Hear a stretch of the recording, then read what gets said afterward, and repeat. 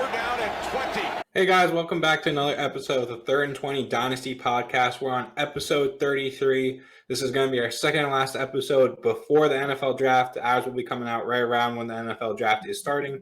So this is probably going to be the last one you're going to hear before the NFL draft happens. What's going on, guys? What's up? It's great, Not too much. Excited for the draft. Draft seems about to be hilarious. I like the challenges on that, or the punishments. I kind of buried the lead though, boys, into our news and notes. We are proud new parents. We have our own little dynasty team that we bought. It was an orphan dynasty team. We're going to go and try and rebuild this team that had abysmal players and assets. Surprisingly, the 11th worst team that was rated in the league. There's a team that's way worse than ours, which we don't even want to talk about. We're the 11th worst team. We're going to try and document ourselves turning it around. And how we're going to do that is through a Twitch live stream. We're officially on Twitch. We started our first Twitch yesterday. This will be a couple days ago as you're listening to this podcast.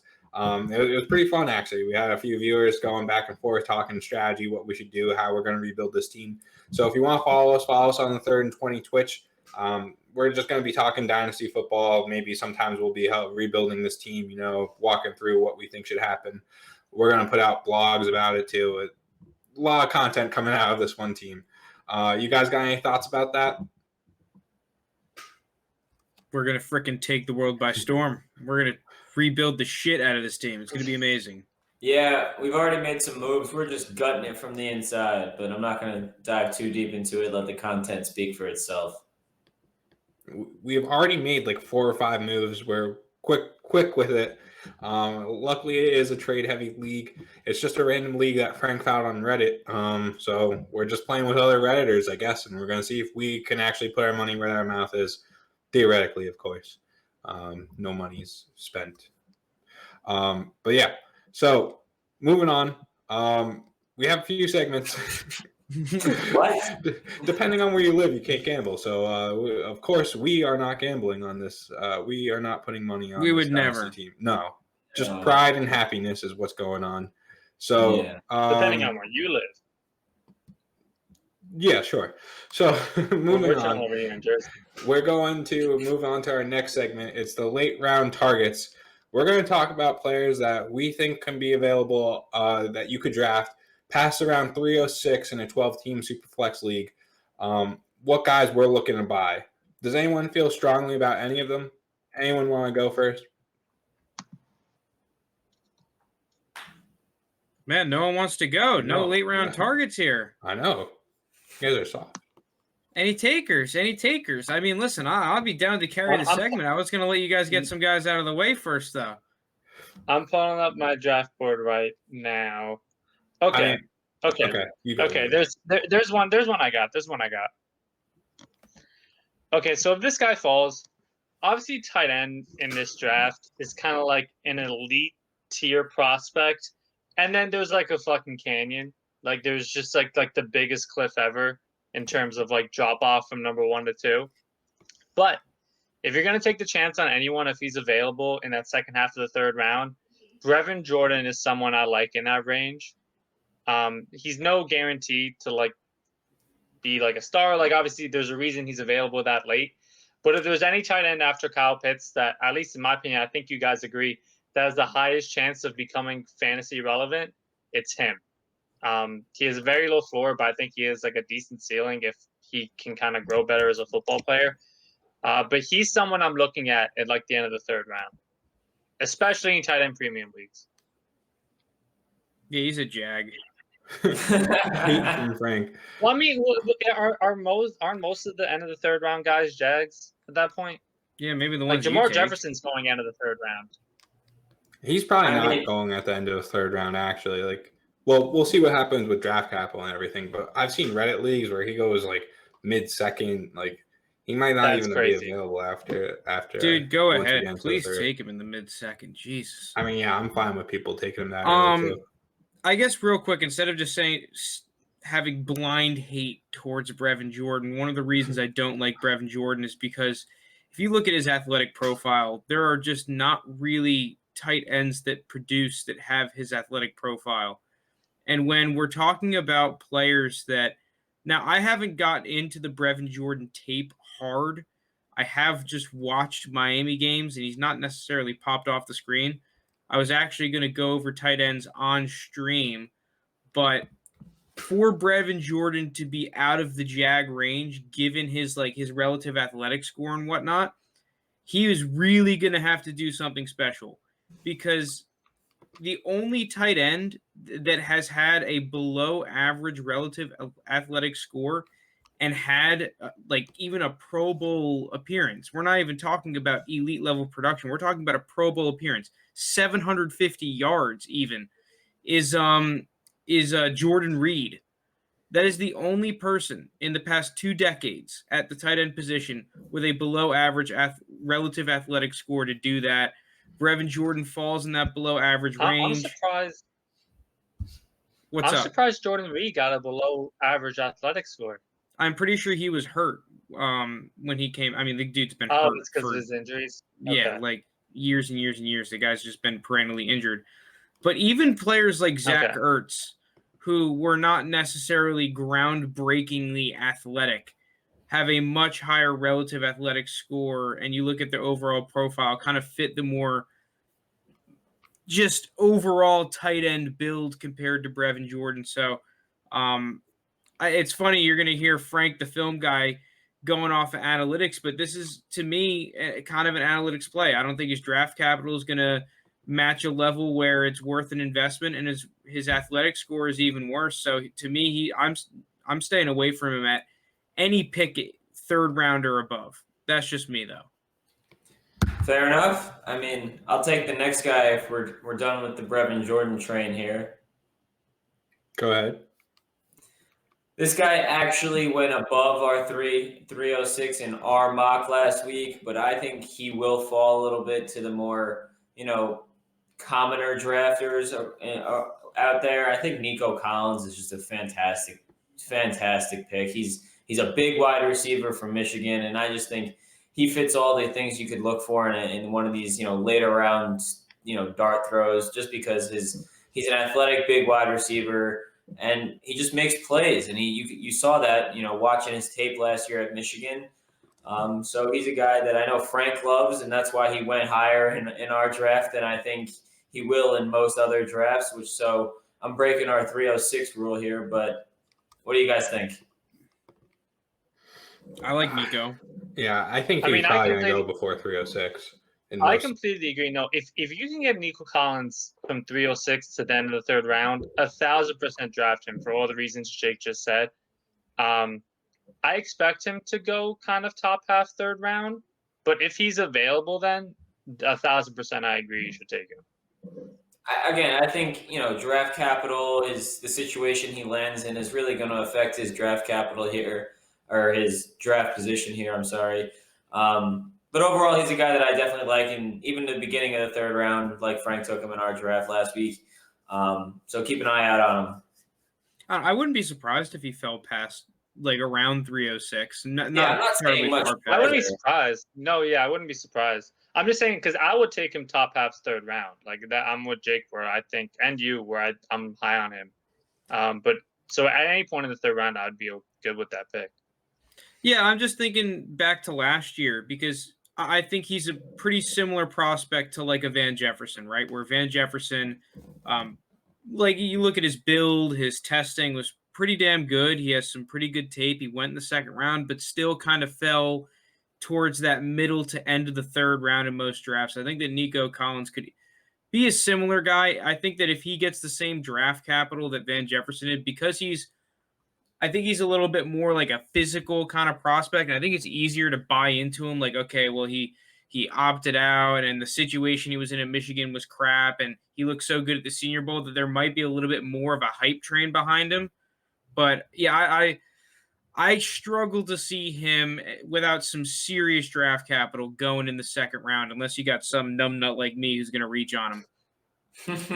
I'm going to go next, though, and this is a guy that I haven't necessarily dove into a ton, But the more I get into him, the more I really start to fall in love as a 4th round, 5th round kind of prospect. And that's Trey Nixon at a UCF. I'm pretty sure this is another opt-out kid. You know, he went to UCF, so he was kind of overshadowed by Gabriel Davis in this offense. But at the same time, like he has the measurables. I think he had, like, from the little film I've watched, he looks pretty good. And then the price that you're getting him at is just really, really nice. He kind of checks all the boxes of a dart throw that could really have some serious upside. I think he is a little bit on the he's a redshirt senior, so he's a little bit on the older end of the spectrum, which you kind of don't like to see. But for the price that you're paying, I imagine he's probably going to have like a 4th or 5th round ADP. Unless he really goes high in the NFL draft, maybe he sneaks into the end of the 3rd, but I don't think he really goes over the Brevin Jordans and the Pat Freiermuths even. So I think this is a guy that has 4th round steal written all over him, and he's a really high quality dart throw at the end of a draft.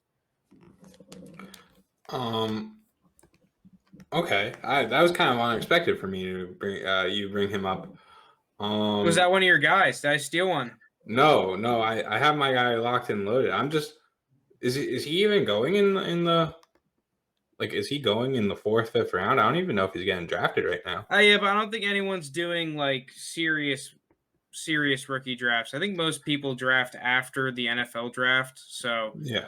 I think that he's gonna fall somewhere between rounds like 4 to 7, and I don't know. I he's one of those kids that, like, you talk about the guys that seriously got screwed from like the whole COVID year. I think that he's kind of one of the prime candidates of a dude that's gotten screwed.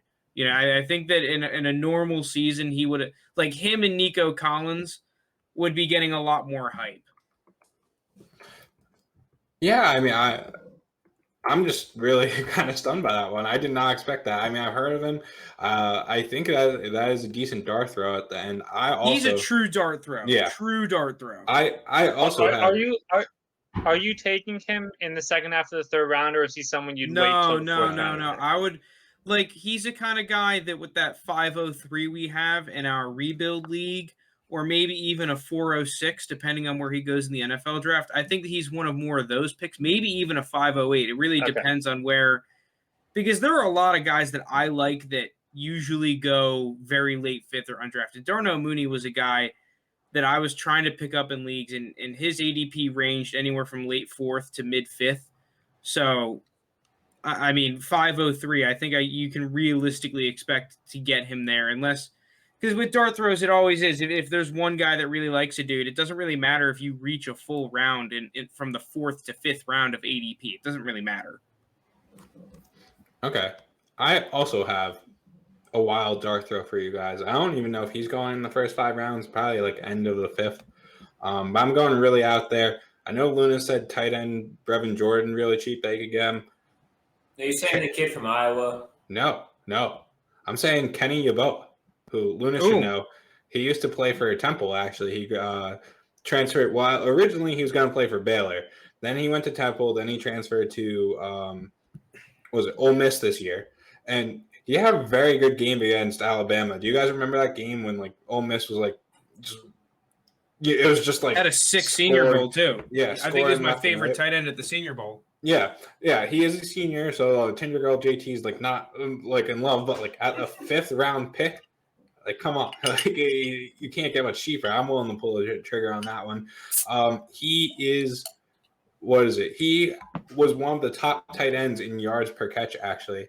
Behind Brevin Jordan, I think, was the only guy ahead of him for 2020, which is interesting because Kyle Pitts is there. But yeah, he's someone that I just think is a decent dart throw. Ole Miss played well when he transferred. He was originally recruited by Baylor, so he's got at least a decent profile. His athletic profile, like Frank was mentioning, is kind of, it's on the lower side. According to Kent Lee Platt, it's a 5.93, which is a lot higher still than Brevin Jordan, but it's like middle of the pack. I think it's at like that minimum, not minimum amount, but towards that minimum amount that I think it's high enough to where you can say, you know what, yeah, it's not as high as I'd like, but considering the fact you're picking him up in like the 4th or 5th round, it doesn't really matter. Yeah. So that's my random dart throw late round target.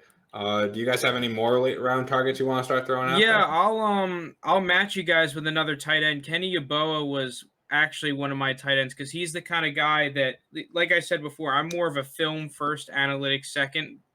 Because he's on that lower end, I would like to come out, but I like his film and what I saw at the Senior Bowl enough to kind of put him in that, okay, 4th round pick, I'll draft him. A tight end, though, that I'm really interested in, and I think he's been rising on like NFL guy scout boards. I'm starting to hear some rumblings on like the NFL draft subreddit and stuff, and some of like the Twitter scouts, and that's Tommy Tremble from Notre Dame. Ooh, This is a really interesting prospect. I think that I think he's going to go a lot higher than people realize.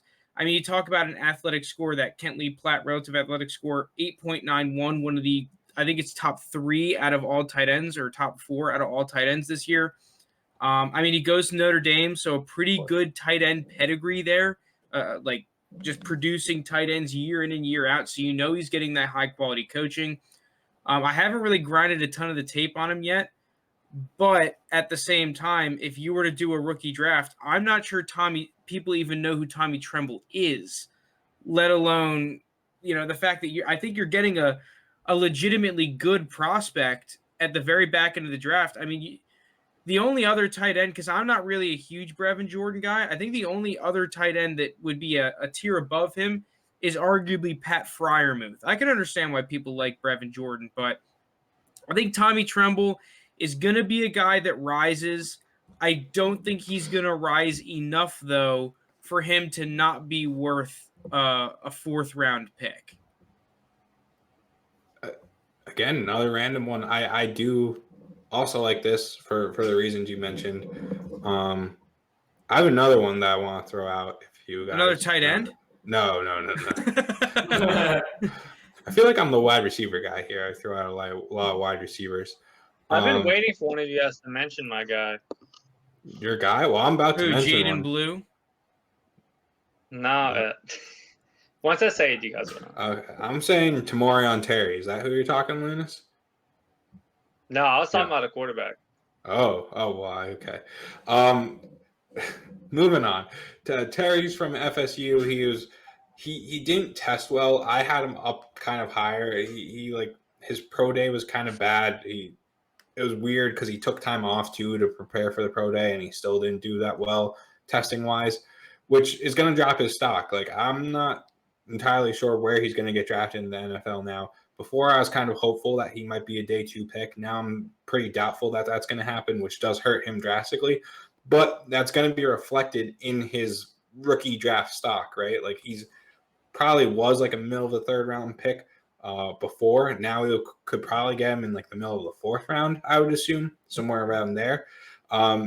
He's like a alpha kind of deep threat guy. Like, his average depth of target for 2021, according to Matt Gajewski on Twitter, was 13.3 yards, which has him right around the likes of Jamar Chase, Tylan Wallace, Jalen Waddle. He's like right in between all those guys. Like, Jalen Waddle's a little below him, Chase is a little above.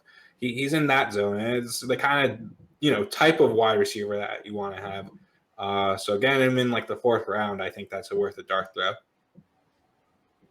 All right, Lounis. I've got a bunch of receivers I want to say, so why don't you say one?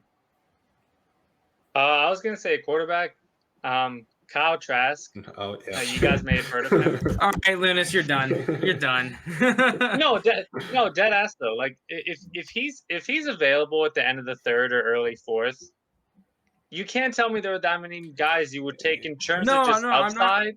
I'm not saying that like you made a bad decision. I'm saying that you talk about Kyle Trask every episode.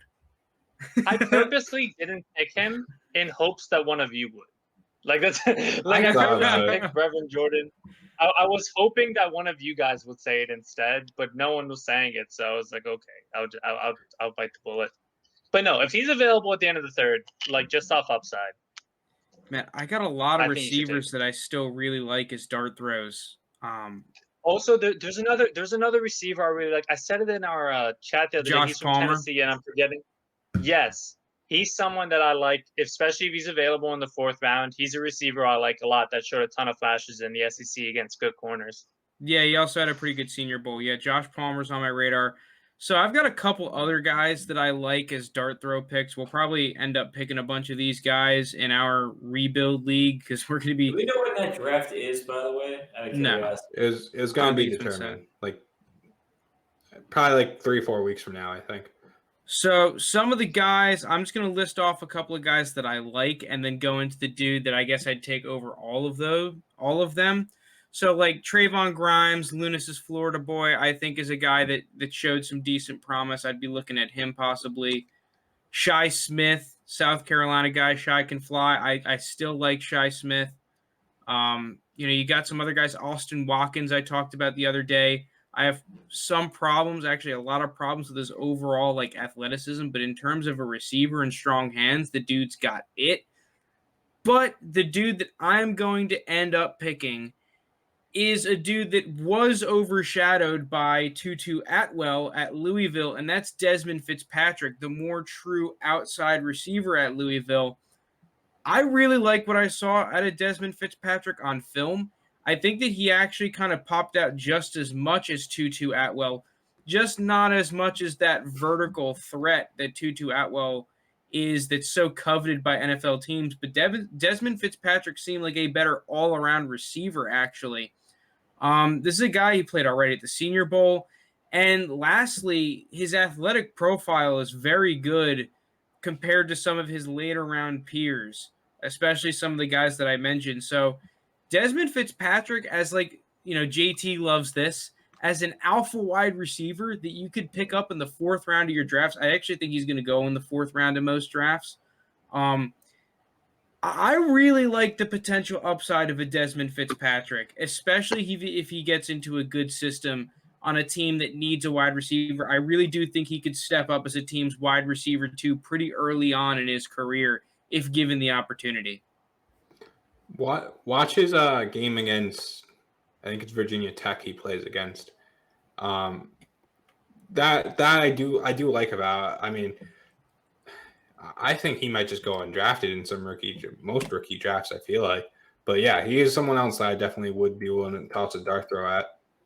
Put him on your taxi squad. Just hope something happens with him. All right, you guys got anyone else? I want to say running back. I feel like we've been disregarding the running backs. Okay, yeah, you go first, yeah. Well, I've been saying it about every freaking episode, but I really like Khalil Herbert. He's a guy that might fall past, 306, that I think has got 2nd round talent. I guess the last one I'll go for is I haven't really done a lot of film on this guy, but Jake Funk out of Maryland. Jake's Maryland guy. Yeah, Jake Funk, he's interesting. I'm pretty sure he has something interesting about his backstory that I can't remember off the top of my head. But there's something interesting about it.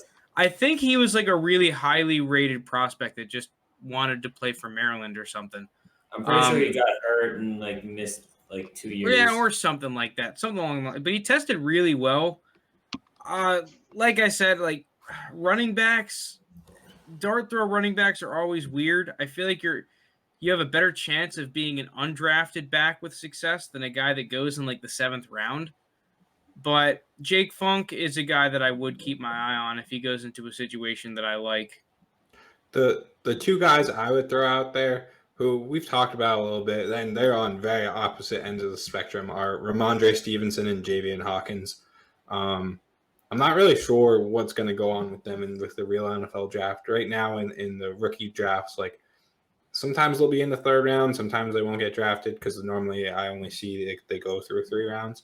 So that's probably right around where they are getting drafted, and I just think that if we're doing dart throws, both of them would be good targets, especially with Ramondre Stevenson. Weight was a big concern, but he actually came into the pro day and everything much leaner than he was playing at. He was playing at 247, and I think he came in at 220 something to the pro day, or Senior Bowl. Yeah, those are 2 ones I just throw darts at.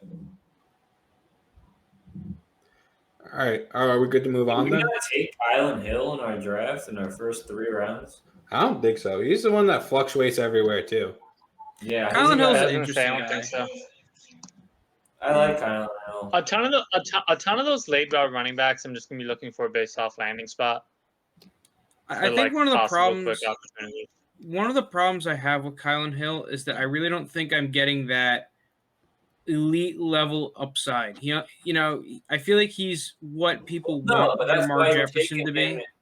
That's why you're taking him in, the 4th and 5th round of a rookie draft. Yeah, but Start I've out. seen him. He's sneaking up into like the second round ADP and a Is lot he of like actually? That surprises me a little bit. yeah, like late second. I think he's got a better ADP than Trey Sermon, which just kind of baffles me a little bit. I mean, Trey if we Sermon want to, all day.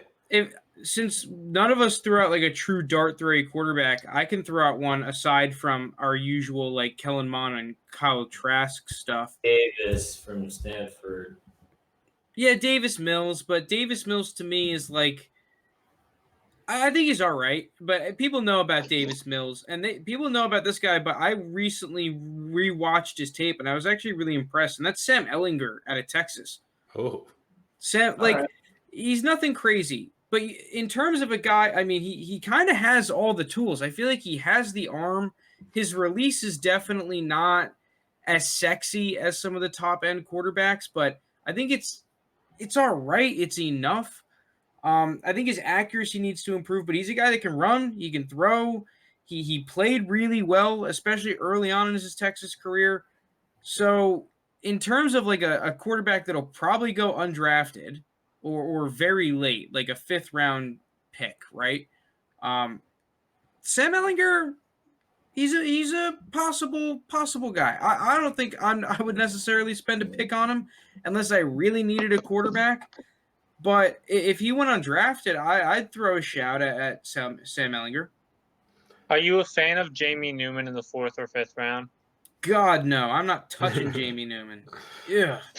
my thing about quarterbacks I'm though not- is, oh sorry, go ahead, Lance. No, I was just gonna say I'm not a crazy fan of his, but I just know he's kind of like viewed as like that next QB. I think like QB8 after Davis. Yeah, you want to know what Jamie Newman is, Lounis? A Jack? The bait. He's not even a Oh. jag. He's the bait. The bait. My Okay. thing with quarterbacks though is like I feel like it's the one position that the NFL like typically has figured out. Like I've talked about before, if you're not a 1st round quarterback and typically like a first half of the 1st round quarterback, like you're not gonna have success. Like I get we're in a super flex league, and there are outliers like Tom Brady over here. I'm sorry, that hurt me to do too. But like there are outliers that like get drafted in the 6th round, but like the overwhelming majority are first half of 1st round is where they were drafted. Those are the guys that started. I mean, you're not wrong in the sense that most starting quarterbacks come from like the 1st round. Like I know the statistics behind that, but also the NFL drafts a lot of 1st round quarterbacks that are just full on busts. Well, I'm not advocating that every I first think round they have quarterback's gonna be good. probably the biggest bust rate of any position in the 1st round. Yeah. Well, I don't know the facts on that, but I feel like quarterbacks bust the most theoretically if we're talking about that. It's also because they're the most like notable busts. Yeah. The thing is though, like there's a very noticeable difference between quarterbacks that are drafted in the first half of the 1st round to just like even the second half to 100% like the 2nd round. While wide receivers that are drafted in the 1st round compared to wide receivers that are drafted in the 2nd round, there's not really much of a difference unless you're talking literally the top 5 picks, which is like, I think AJ Green might have been. I don't even know if AJ Green was, but like, before. Yeah, but what if you took out all the receivers that the Eagles and the Patriots drafted? Well, okay. With the Patriots, like N'Keal Harry was a 1st rounder. What other 1st rounders for the Patriots? I'm being a huge homer right now, though, but like, the Patriots just draft those guys in like the 3rd, 4th round, and then they end up sucking, and everyone's like, "Oh, they can't draft wide receivers." Yeah, well, they're drafting 3rd, 4th round guys. He wasn't a 1st rounder, but Aaron Dobson was a 2nd rounder. Yeah, Aaron Dobson was a bad one. They're not good at drafting wide receivers. I did see, just quick cut in right now, maybe a little bit of a plug. We're going to be. I know I mentioned that we're going to be on Twitch. We're going to be live streaming the draft, and I just saw that Pete Schrager from the NFL came out with a mock draft where the Patriots not only draft Devontae Smith, but they traded up to do so. And That'd be amazing. you guys would be. I think there might be I would be so literal happy. tears. I would be There'd be so happy. literal tears of sadness if that's what the Patriots went and did. I would But be so happy. I could guarantee right then on the spot that Devontae Smith would be a bust if the Patriots trade up to pick him. I know that's completely off the rails of what we were talking about. Do you guys have any other late round dart throws, targets that you guys want? Who's cracking up over there? I think we can move on. I'm sorry. That was just, I need to get that off my chest. I'm just Moving on. laughing at how funny that would be. It Like would be that, like terrible. if I could witness that live, Yeah. that would Well, be amazing. You can That's witness better. it I live. think that's better than like that's better than like 99% of the punishments. Seeing yeah. the Patriots trade up for Devontae Smith. Not to give too much away, but we do plan for this draft live stream. We're going to have some takes, and we're going to have punishments that we can either hand out if we got the takes right, or we're going to have to do if we did them wrong. There's going to be a lot of funny ones. I'll give away one, cracking a couple eggs on your head. Could be one of them that we'll see. Of all the ones to give away, you give away that I one. was gonna say that is you'll one of wanna the give ones away the I'm, good like, ones. least scared about. No, That's you one don't of the want to ones I'm give away least all the scared good ones, though. We've got some pretty good ones that might be happening to us. You'll just have to tune into the stream. Moving on, though, we're talking players that can be helped from the draft, like as in players that we want to buy before the draft because we think their value will be like it will go up after the draft. Who wants to take this one? I think you do, JT. I was gonna say, none of you seem like you want to do it. All right. Well, my guy is someone actually that I've been trying to buy for a while. It's T. Higgins, and the reason being, I think a lot of people are afraid that he's going, like Jamar Chase is going to be going to the Bengals, and I personally don't see Jamar Chase getting drafted by the Bengals. I just think I don't know if you guys saw it, but there was a Joe Burrow picture where they showed his knee and just like the scar on his knee. And if that's not a reminder for the Bengals to go out and protect your like supposed franchise quarterback, I don't know what is. I think even if they do draft Jamar Chase, T. Higgins' value will take a hit by perception. But I think T. Higgins is still going to be fine on the Bengals if that's the case. So yes, the Bengals might take Jamar Chase, which will hurt T. Higgins like perception-wise. But I think from a pure fantasy output, he'll still be fine. So either you're kind of breaking even where you were, or you're gaining the value because the public expected the Bengals to take Jamar Chase and the uncertainty that's baked into his price. I agree with that. And also, people need to realize with Jamar Chase, we brought it up in a previous episode, but AJ Green got 102 targets last year. Those targets are going to go to someone. Which is crazy to think that AJ Green had 102 targets. He felt like non-existent most of the time. There's more than enough to spread the ball around. So I agree with that. I have one, and this is someone that I've warmed up on way more this offseason as I've gotten to be able to review how his season went. My favorite players to buy are kind of rookies that didn't live up to expectations. So my pick is Jerry Jeudy.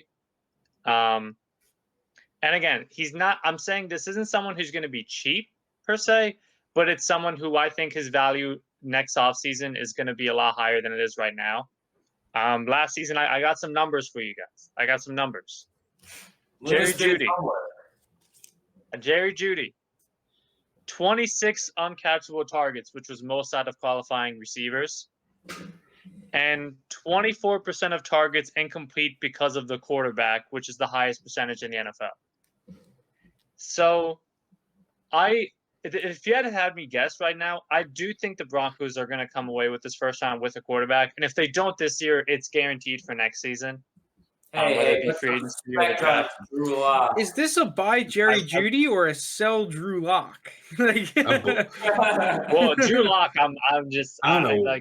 What are you getting for Drew Lock, though? I don't know Nothing. what you're getting for Drew Lock. Someone want to help me out? Firm handshake. I'm not buying Jeudy. I'm not buying Jeudy. Maybe we know JT. Yeah. I think he suffered a lot from his quarterback play last year. I just said those numbers, and I think they're gonna either bring in. I think there's a decent chance they get a quarterback this draft, and if not, I'm 1,000% sure they will next offseason. And I think this is the lowest you're going to be able to buy Jerry Jeudy at in his career. I think that's the bait, Lounis. I think you took the bait.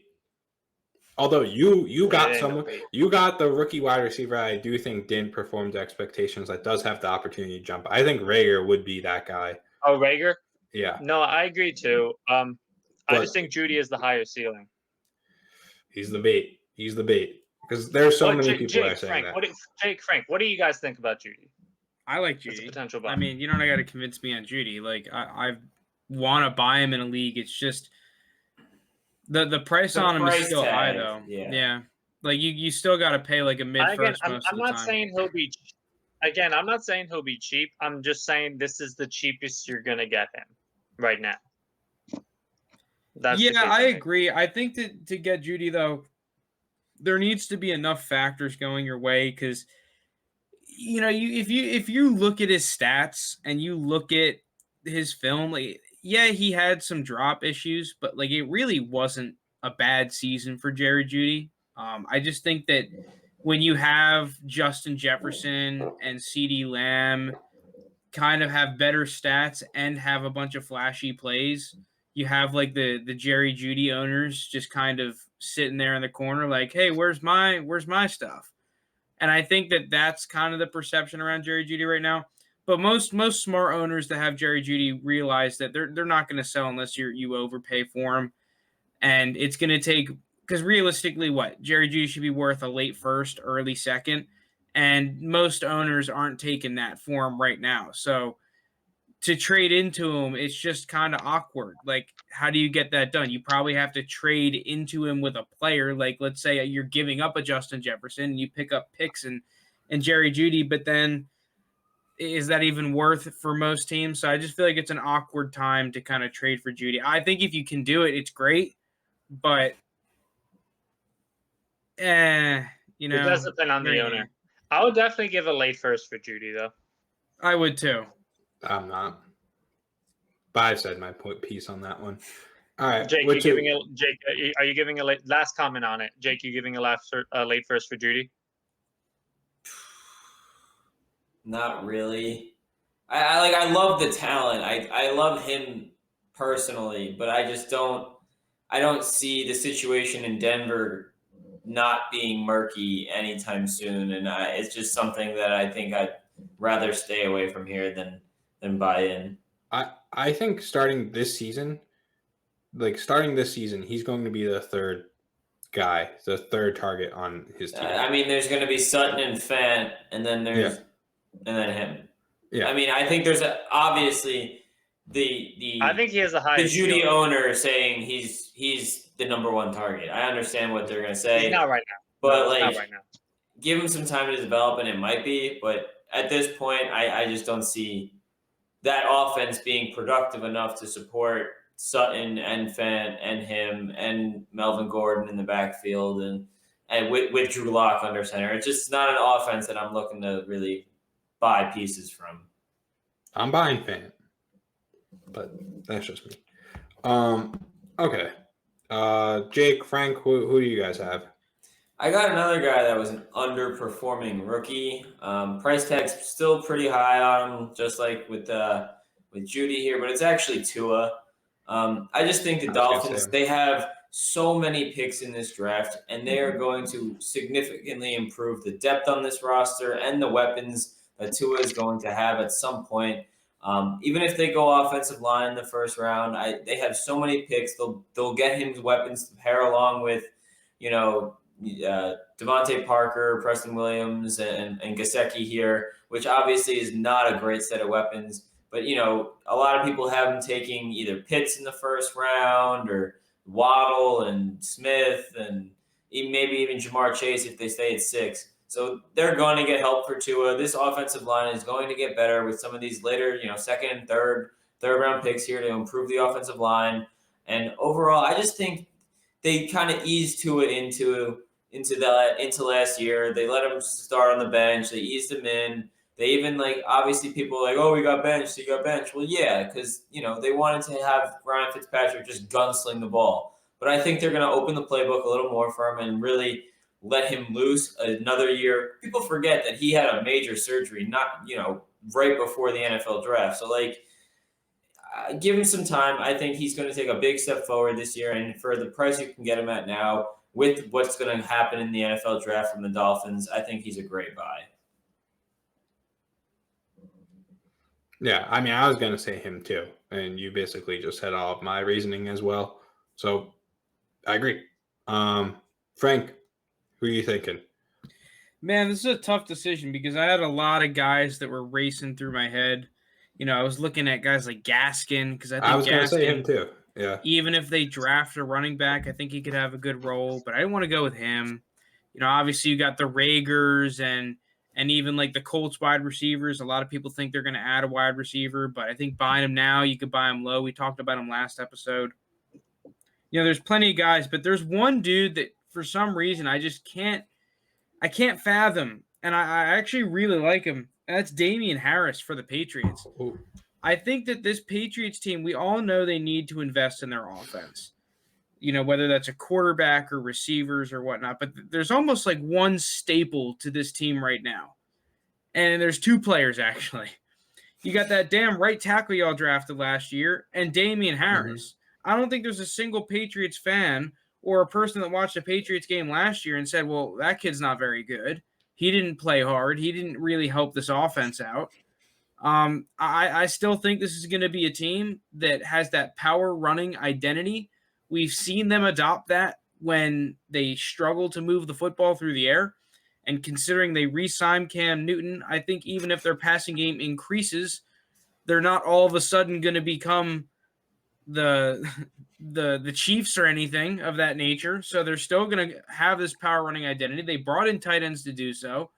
So while the players that might be drafted to the Patriots during the draft may not directly benefit Damian Harris, I think that getting any semblance of an offense around Damian Harris could really, really drive up his value.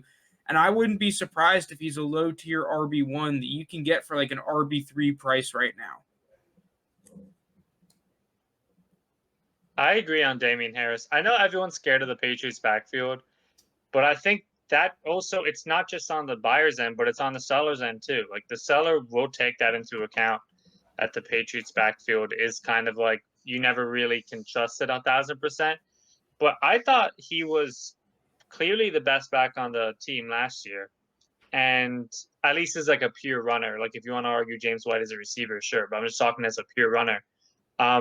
And I just think they have a ton of needs on their team where they're not going to draft a running back anytime early. So he's someone who I think everyone, and for like a fair reason, is scared of the Patriots backfield. He's someone you can get cheap that can be like a pretty solid RB2 next year. Yeah, I just think of all running backs, he is one of the only very fairly priced running backs right now, for good or for bad. You look at any one of the other top rookie backs, right? And they're all incredibly overpriced, other than probably James Robinson. But even James Robinson, you realize, oh, this is an undrafted guy. We've seen this happen before. They're impossible to buy. So they're impossible to buy. Yeah, it's just, you saw the same thing happen with Phillip Lindsay. Phillip Lindsay looks great. He seems like a do-it-all back. There are a couple of concerns. I think James Robinson's better than Lindsay was, but still, you got to pay more. But I mean, even at the running backs that are around Damian Harris, some of like Ronald Jones or I think Kareem Hunt might be a bad example because I think we all know that Kareem Hunt is more talented than Damian Harris. But I feel like if you offer for Damian Harris, you're not thinking of offering first. And I don't even think the person selling Damian Harris is expecting first round draft capital to sell him. But you offer an early second or a combination of picks if that team, let's say they're not the strongest team. I mean, even if they are the strongest team, like if you offered Odell Beckham, you're probably getting Damian Harris. Like, am I wrong there? Or what do you guys think? I mean, I think you'd probably expect more than Damian Harris. You get more. Yeah, you get Damian Harris and another piece. So I feel like if you need a running back, because in a couple of my leagues with my draft strategy, I need a running back. Damian Harris, after like gauging the market, seems to be the only guy that is worth the picks giving up to get him. What's the highest you would pay for Damian Harris is in terms of like an individual draft pick? Or what do you value him around? Okay, well, that's an interesting question for a couple of reasons. First off, it does depend on what happens with Trey Sermon and Michael Carter for me, because I still really like them. That's very true. Now, if the world was a bunch of me's and I had to draft against a bunch of myself, I think that I would give up like a good 204, 205 for Damian Harris, Really? maybe even 203. That's higher than I thought. But that's because that's exactly around where I would be drafting I a think Michael it's fair. Carter or Trey I would Sermon. I'd probably have Damian around like a 206. So pretty similar to you. I like Damian Harris. He showed a lot of flashes last year. I guess. I mean, JT, you're the Patriots fan. Yeah. You're the Patriots fan. I mean, it's cliche and it's baked into the price, but it's so hard trusting the Patriots running back. Like, I agree. Damian Harris has definitely looked as like the best running back out of any of them. But at the end of the day, like, it's a Patriots running back, and it's still Bill Belichick, and it's still Josh McDaniels, and like, how much can I really trust him? And they draft a running back like every 2-3 years anyway. So Yeah, I I wouldn't this year. I don't think I would want to give up one of those early mid-seconds for him. I would probably look to package a late second with either another future pick or a meddling player almost, and see if I could get the deal done that way. Let's say they need a receiver that a guy I'm trading with really badly. Well, then I'll try and package some random ass receiver with a pick. Not a random ass receiver, but you know what I'm saying. Like, yeah, just a flex player. You guys want to do like a quick two round around the horn, just random players that you think might be helped? Like, I'll shout one out right now. I think Lamar. I like that one. Yeah. I mean, they have the worst wide receiving group in the league, so you can only expect it to get worse. It can't get worse. Yeah. All right, but like, just say the player and like, let's move on. So we could go Frank next. Oh, geez, you really had to pick me next. All right, I can go. Yeah, Joe you Burrow. go. Joe Burrow. Okay. Joe Burrow. I think they're either going to get him an elite tier offensive lineman or a whole new weapon. Jake or Frank? Matt Ryan. Okay. Whoa. Yeah, if he gets Pitts. Pitts or Sewell. Yeah, true. I think it really helped him out. Let's see. I don't know. I think Josh Allen. I really do. I think the Bills just stack up with that offense some more. I guess. I mean, at his price though, he's quarterback. I mean, I'm not saying it's not really. He can still go up. He can still go up. I have one more, but this is more of can I say? Actually, I have another one. Yeah, go ahead. Well, it's kind of an obvious pick. Like, we all know who they're going to pick, but I think he's going to actually have a really good year this year. Corey Davis. Oh, in New York. Really? Okay. I think with a rookie quarterback, they're going to draw up a ton of plays to go to the number one receiver.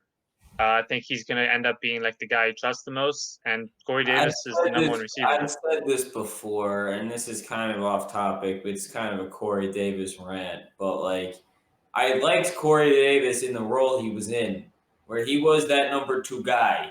Now that he's the number 1 guy, I just think he's going to be a Jag. I really do. I liked him firmly behind A.J. Brown with Derrick Henry in the backfield behind him. It was the perfect situation for Corey Davis, and I don't expect much from him on the Jets, to be completely honest. Yeah, I'm also not very confident that Zach Wilson will be playing to the level of Ryan Tannehill, especially right out of the gates. So if you ever not that.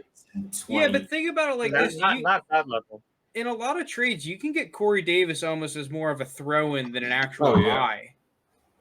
Yeah, I mean, I guess we're all under the assumption that he is the wide receiver 1. Like, it's not Mims. It's not. Is Crowder even still? I think Mims is so overrated. I don't like Mims. Seems like we're an anti-Mims podcast. Dude, I watched 13 Jets games all back on the All-22, only their offense, and I'm like he made a couple good plays, but I feel like he wasn't drafted he wasn't doing what he was drafted to do. Like, it was almost why I didn't like Michael Pittman, right? Well, is that an Adam Gase issue or is that a Mims Dude, issue? half the NFL is running the same damn scheme as Adam Gase right now. They all come from the same damn coaching tree. So, like, if you're going to complain about his scheme, you got to complain about McVay and Shanahan and all of these guys. Frank, you did just bring something up, though, that I think could be a great idea, and that's one of our punishments could be for the hot take ones. If you get it wrong, you got to watch an all 22, just every single game of the Jaguar season, and come back the following week with a report on what you saw. Just you have to watch it straight through. You're watching 16 games or however many are available on the all 22, So and you come They're back all with a available. report. Yeah. You could go back all the way into like 2009. Well, let's just do 16. You're giving a 16-game report on the Jaguars and what went wrong. Football. Yeah, that's probably like 4. That's probably like 2 days. Well, you cut out commercials and everything. That's not true. It's probably, Still, It takes a while. It takes a lot longer than you think. Yeah, that would be awful. I did have one guy that was kind of more of a wish than an actual, but it's Brian Edwards. I just hope this is his breakout year. That was all. I want to throw that out into the universe, and maybe there's people listening that are believers like me. I like Brian. Yeah, Edwards. the Edwards family. Yeah, Mr. and Mrs. Edwards. Okay, so we're going to take this and move it on to our next segment. We are talking the older wide receivers. What are we doing with them? We're talking Julio Jones, Adam Thielen, Jarvis Landry, like those kind of guys. What are we doing with those guys? So I think it's hard. I was gonna say I think it's hard to just answer that straight up because I feel with receivers like that, it really all comes down ultimately to the position that your team is in. Whether you believe that you can really win a championship this year, if you think, hey, I'm decent, but I'm not like the top contender level, or just if you're rebuilding in general. Because I think all three of those are different approaches, with probably the latter two being more similar. Veteran receivers like those. First off, if you're a rebuilding team, I feel like this should kind of just be common knowledge, but some rebuilding teams just keep them. You should trade those receivers like that to contenders and try to just pick up picks or young players with some value. If you're a contender, I understand trying to move off of that older receiver, but at the same time, like if you think you can win it all, like that's ultimately what matters at the end of the day. Like, okay, who cares if they have to die on your team? Like, if they help you win a chip, it's worth it. I do have one thing I want to say on this because I think it does depend on the player. So if you have a player, because you could use the same argument for Adam Thielen at the end of 2 seasons ago, like and then this year he has a wide receiver 1 year, right? So I think it does depend on a couple of factors. One, are they actually going to play for like another 2 or 3 seasons? Because, yeah, you can assume that a lot of guys' value will go down. But if you have a dude that has a potential to be an Adam Thielen where he's going to play for another 3 seasons and he could be playing at a wide receiver 1 level, well, then it might not be worth selling low even if you're a rebuilding team. Because you could just wait until halfway through the season with a couple of injuries, and then all of a sudden you might be able to net a first-round pick for a guy that you couldn't even sniff a first-round pick for during like all the rookie hype and stuff. So I think that is one thing. So like when we're looking at some of these players that we listed, I think that Julio Jones, Adam Thielen, and Landry would be the only guy that I realistically could see having that bounce-back-esque wide receiver 1 year out of that group. I think Julio Jones and Adam Thielen could be really good, but most owners would say like, oh, well, they're just so old, I'm not going to pay for it. I think that I also think the other thing is that Landry has that play style that doesn't necessarily rely on elite athleticism to get catches. You know, he's almost more of like an advanced slot than he is like that true alpha dog number 1 receiver like a Julio Jones. So I think that is the one thing I would consider before just saying, oh, I'm selling everyone. Like, hey, if they have a legit chance of increasing their price in a couple of months, you might as well wait and just go for the risk. I agree with Landry. I lump OBJ in that too with the Browns. I do. I'm a Baker truther, I think, at this point. So those would be guys I do like. But if I'm able to, like, I just checked keep trade cut. It's the crowdsourced one, so it gives you a general idea of what people are likely accepting and stuff. A 2023 late first, what's assumed to be a late first for these guys, which is what it says they're roughly worth. Like, if I could get that 2023 first for any of those guys, I think I'm probably shipping them off. I've tried. It's almost. Yeah, I don't think you're Julio, getting for him. Julio would be the tough one. He was like the lower one that was listed of those guys. So I think even with Thielen too, just because Justin Jefferson's there, whether or not Adam Thielen is actually the wide receiver one or will get more targets doesn't matter anymore because Justin Jefferson is there, and that narrative has already been pushed and is baked into people's minds, which is then baked into the price. True. I think what we get a little too caught up in our league, like Frank, you're in multiple different leagues, but I feel like our league does like to hoard picks more than most other leagues. Like we've seen in the league that we're currently in, people are kind of letting picks fly left and right. I also think they have a lot of newer dynasty players, though, and I think that's a thing that a lot of newer dynasty players do is that they'll say, because one of the things they'll do is that they'll go into the Dynasty subreddit and see everyone say, oh, well, picks are overvalued. But then they'll go around and undersell their pick. You know what I'm saying? Mm-hmm. Where it's like because they see a bunch of people saying that, that picks are overvalued, whether they are or they aren't, then they'll go around and say, oh, yeah, well, I'll give up my first for Adam Thielen. Now, I'm not saying that always happens. I think that is a trap that people can fall into, though. Picks are only undervalued until it's draft time, and then they're just overvalued. That's just I think that picks are valued. Picks. I think that one thing that people need to understand is that picks are riskier than they expect, but I really don't think that picks are overvalued all that much. A, if they're overvalued, A, just don't trade for them. B, like, dude, if that pick pans out, you're not getting a superstar for cheaper than that. Look at Josh Allen, right? If you picked up Josh Allen, especially in a super flex league, if you traded up 2 firsts to get him, you destroyed that trade. You could not fathom trading Josh Allen for anything less than like 4 first-round picks, unless they're insanely high caliber first rounders.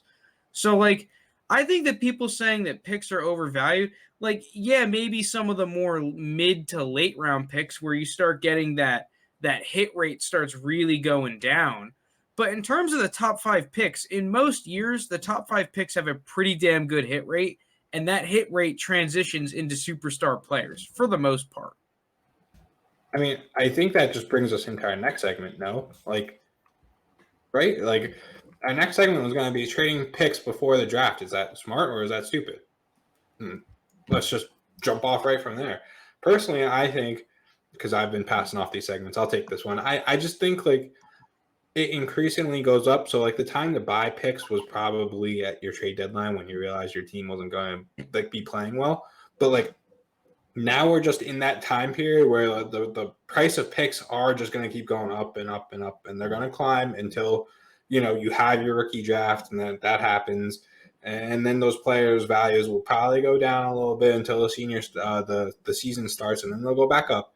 So what I'm trying to say is, like, until your rookie draft happens, the price of these picks are just going to keep going up.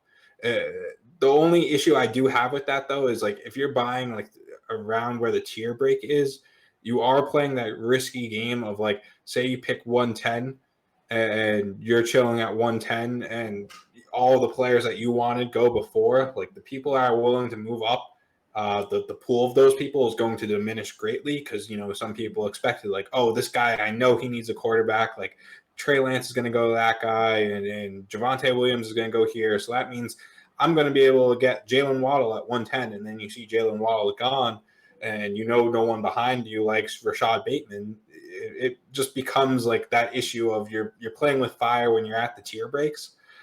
But otherwise, I think buying picks before the draft is never a bad idea. I do think you can you can trade your team into, like, you can trade DeAndre Hopkins into Jamar Chase with hopes that Jamar Chase becomes DeAndre Hopkins. Like, I think that's where you get into issues. Like, you're giving up your definite studs for players that could be questionable, although I love Chase. But do you guys see what I'm saying? Like, where that issue arises, kind of?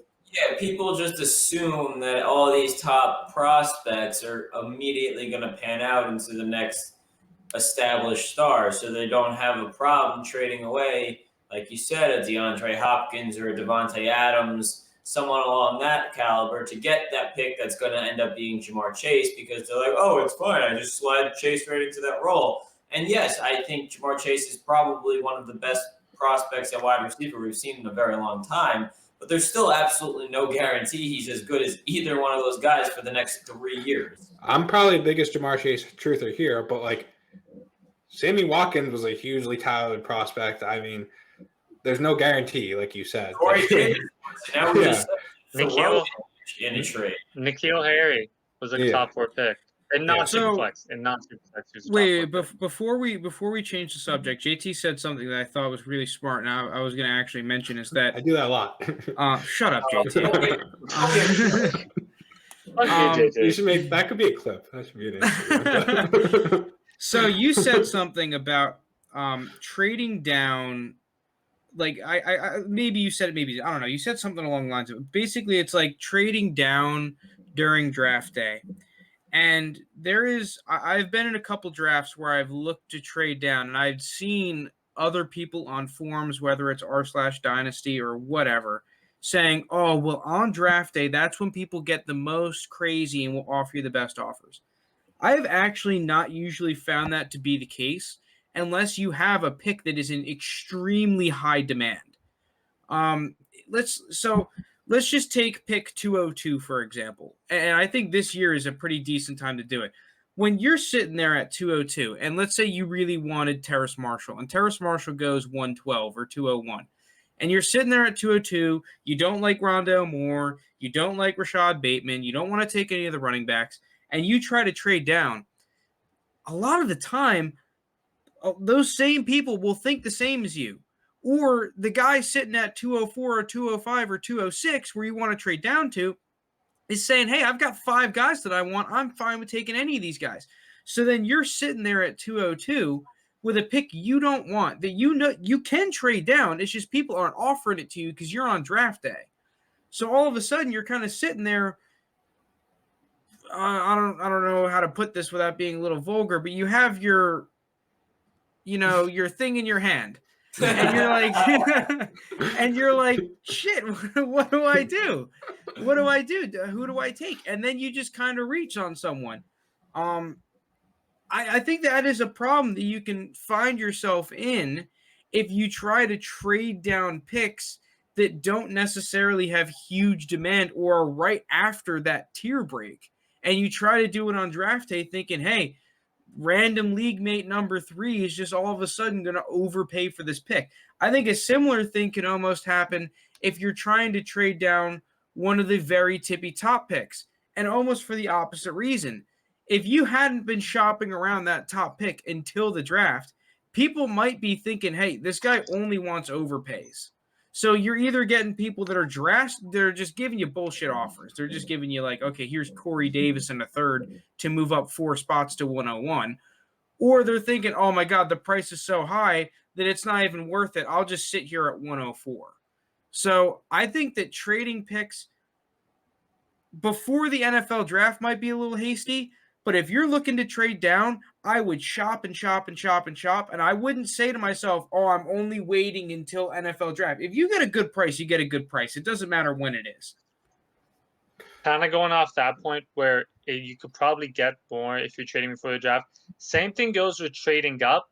And I can speak personally off of the last couple rookie drafts I've been.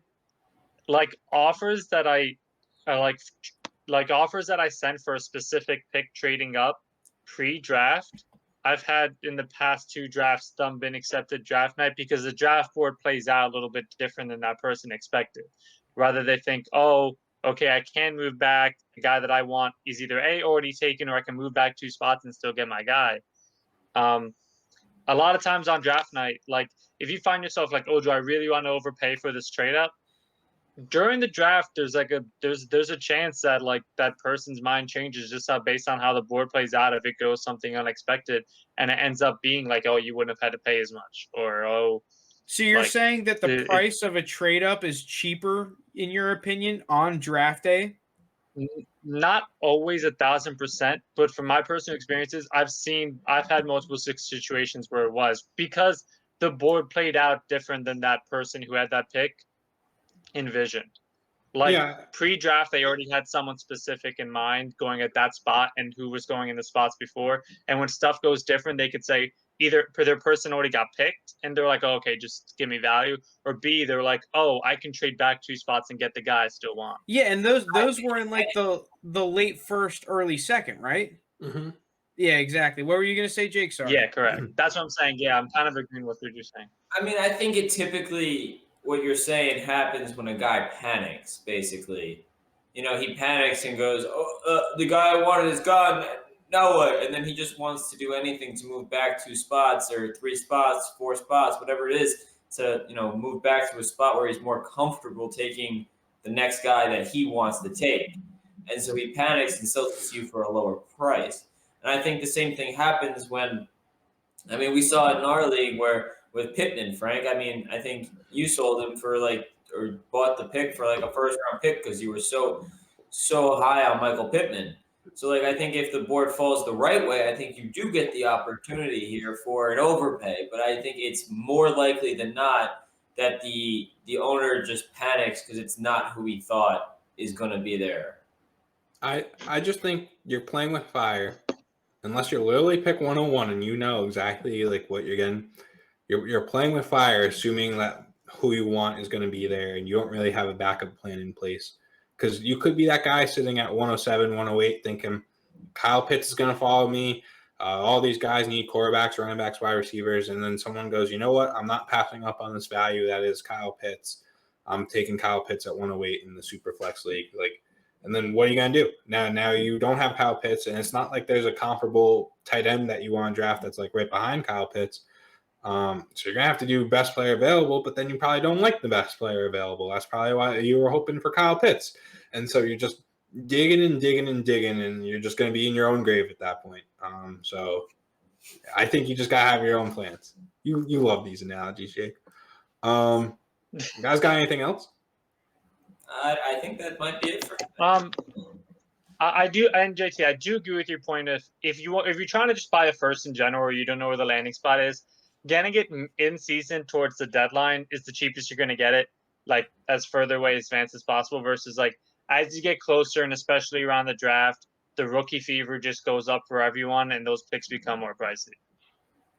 Well, another thing that I've always said is that once someone can say, hey, this pick is going to be one of these 5 guys, I think it drives the price up because they know what they're trading for. Yeah. You can generally say, okay, pick 107, it's going to be one of these 5 guys. And you can go, I'm okay with all 5 of these guys, no matter who it is, I think that's worth trading for. So, like, once you can put a face to the pick, it drives the price up. And once the face that you're putting to that pick has a certain situation, aka the NFL draft has happened and you know where he's going to be playing next year, it drives the pick up even more. Just because then they know exactly 110% they're going to get one of these 3 guys in these 3 situations. And it's just that's the most expensive you can ever buy a pick is right then. All right. No, I completely agree. Anything else, or are we good to sign off? Kind of a short episode for us, but I don't know. I think that's not really a bad thing. We'll have a ton of draft content coming. Once again, reminder, we mentioned it throughout the pod, but come to our draft stream. We'll have it that Thursday night, that Friday night, and that Saturday night. It's going to be funny as fuck. And also just a good time. We are going to be doing a lot. So it's Thursday, you'll get a April ton 29th. Of. I was just going to say you'll get a ton of fantasy insight with every pick. Yeah. All All right, like and comment, subscribe to us on YouTube, rate and review us on any podcast platform you listen to.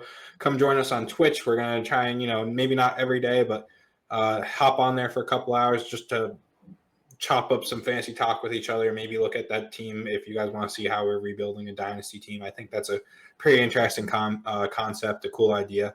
That's all I got for you guys, though. Episode 33 in the books. Thank you, everyone. See you guys.